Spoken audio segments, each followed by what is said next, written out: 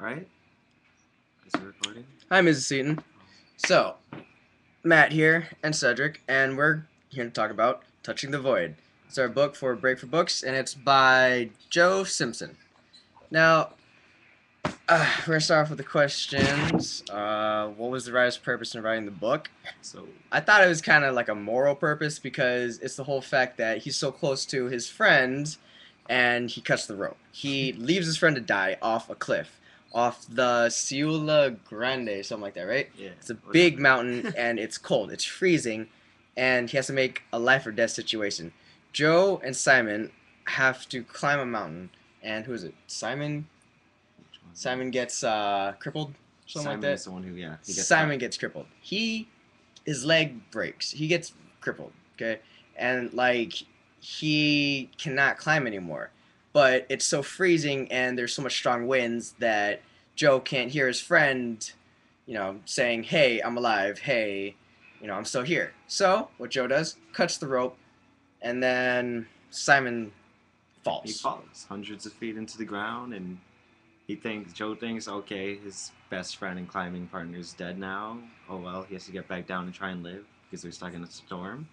So he takes a long time to finally get back down, and once he gets to base camp, it's about 2 days later, right? Yep. And then he sees Simon crawling back, and his best friend's alive, and he thinks like back from the dead. So awkward. And all the emotions, like he starts writing in the book, he's explaining everything he feels. Like he's basically feeling like, wow, I feel Yeah, it's terrible, no. guilty. guilt, all this terrible stuff, and he doesn't know what he can say to Simon. Like, sorry, bro, I kind of thought you were dead, but you lived on your own, so good job.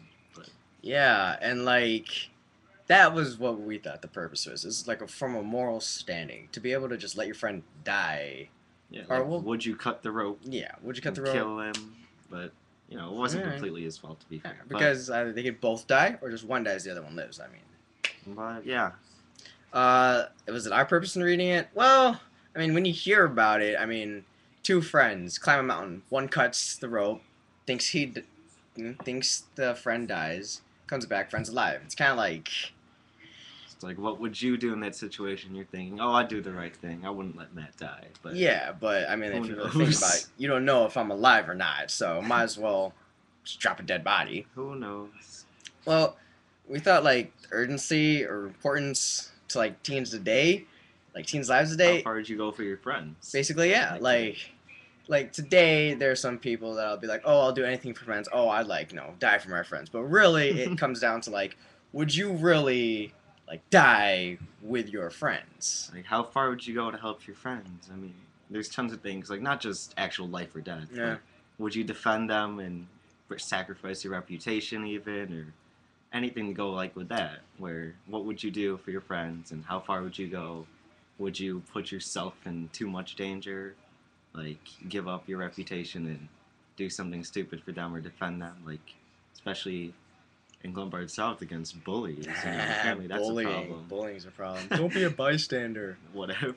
And it's basically like that. I think the urgency would be like a whole relationship with people you're close to. Bullying, for example, it's like you see instead of getting bullied, but by someone huge like this big 300-pound muscular guy, he's getting beat. Would I come in and sacrifice my face for Cedric? It's kind of that whole the whole idea I don't know, guys. of just friendship or morals and like what you value. Mm-hmm. The ending of the book, from a literary and emotional standpoint, What would you alter? Well, well, I wouldn't really alter. I think the yeah, it ending was great sounds because fine. it was nonfiction. That was as real as it gets. Yeah, I mean, And can't really change it.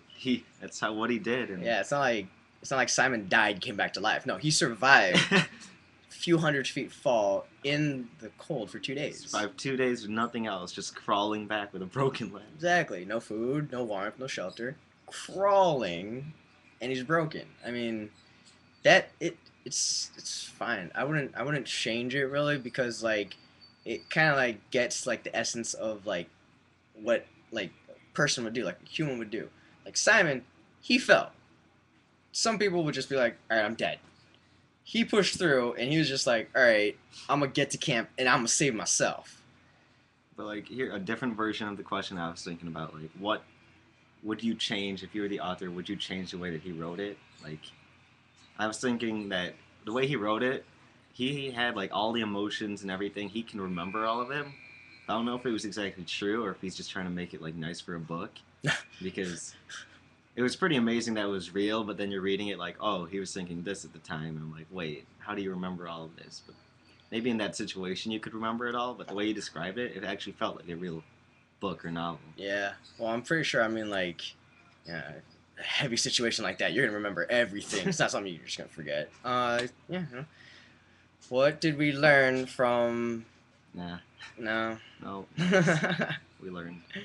How does the book relate to previous things? Uh, Actually, I read a book called Into Thin Air, like in 7th or 8th grade, Right. and it's the same thing, like mountain climbing. But this one was about they climbed Mount Everest, like the biggest mountain in the world, Yeah. and only like less than half of them came back and lived, and it was like nonfiction again. So Yeah. when I was reading this, I'm like, oh, I know this stuff, kind of like mountain climbing gear and everything. But here, there's only two people rather than, oh yeah, because in the one book I read, he actually did let a couple of people die. Like he'd see them sitting out there, and they'd be like, "Oh, go on without me. You Yeah. can pick me up back on the way back." Yeah. And he'll be back, and he'll be like, "Where'd they go?" And they were just found dead. But the thing is, in that book, he actually wrote to their families and was like, "I'm sorry that I let them die," and so he actually felt the guilt Mm-hmm. of letting them die. Whereas here, he has to write to basically his friend, like, "I'm sorry that I let you die, but you lived." Yeah. Yeah. Which is similar, but a lot kind of harder, I would say.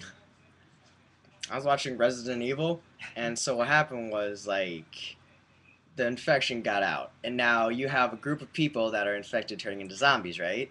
So security says, all right, instead of letting all these infected people go out infecting the world, we're going to close them down in an area. This area will die, but the world will be safe. It's pretty much the same thing in the book.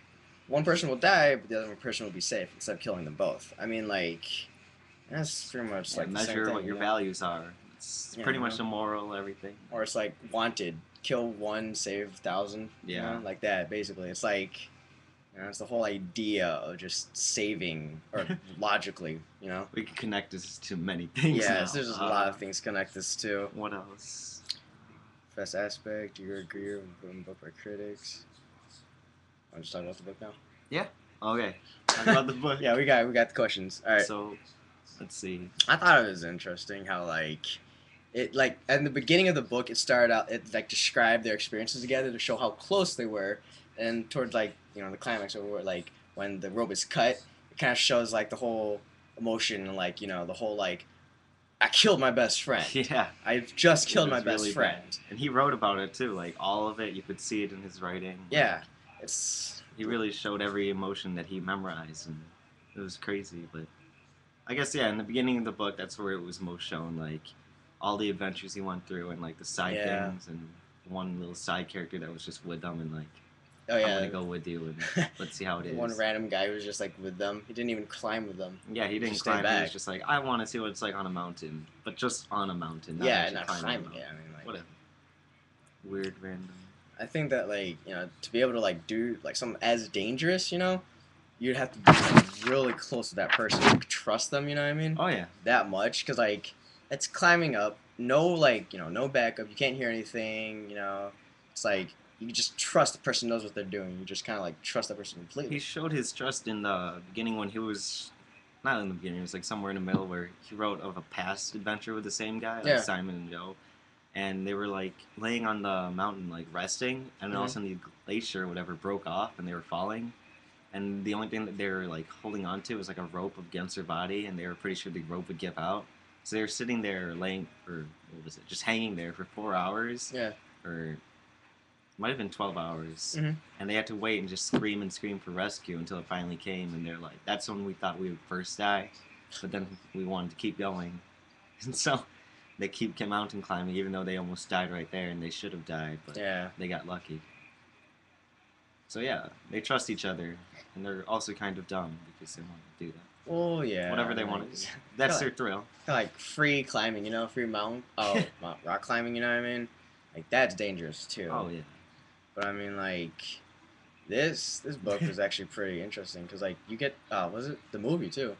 The movie was pretty epic. I didn't see the movie The though. movie was pretty epic. You like it? Yeah, like I could like, what was it? Reading the book, I could like picture how the movie was going. When I watched the movie, I'm like, I saw this. I know I this. saw this. Like everything I read from the movie, I could like see it. I now I can see it and I can think about it in my head. You know what I mean? I'm glad the movie. I'll see it maybe later. It kind of like reinforced the idea of the book. I'm glad I actually showed it then. Yeah, seriously. What does it show emotion too, like his thoughts? Nah, like reading the book, I knew his thoughts. Oh. I knew what he was thinking. I was like, oh, this is when he felt this. This is when he felt guilty. This is when he felt sad, and like, you know, you could like see it. Like here, they're describing the experiences. You're like getting an idea of it, but then like in the movie, you're like you kind of get to see how close they are. They're just like so like comfortable with each other. You know? No. Characters in the text are recreated scenes with commentary. Dang it. We can't do I that. don't think so. I think that's a lot. Oh, wait a sec. Like, wait, can we redo like a scene from like? Oh no, it's gotta be from the book. I mean, we're not gonna start falling and hanging from anything. Oh well, yeah, it's true. Actually, there's like no mountains over here we can climb from. Assassin. What'd you learn from selecting favorite passages? There's no favorite passage. I mean, the whole book in general was pretty good enough. I mean, like. We'll just cut this part out of this video. Hold on. Yeah, What should we add? I don't know. We're at 10 minutes. This other whole minute is nothing. How do we cut out? I can cut out. iMovie. Yeah. All right. How did this book's view of America? What is it? We already did basically choice of style. Yeah. It was the structure of it. Wait, she says that each group members may cross their classes. I'm pretty sure we're her only class. Doesn't she have another For class? AP English, we're our only class. That's true. I don't. Well, I mean, if you went to like other classes, you know. Oh, whatever. I think that's fine. It's like 10 minutes. Probably about fine. An online chat or video or audio too. Okay. That is good. Don't want to add anything else. Alright, so just click that. I don't know. Stop it. Sure.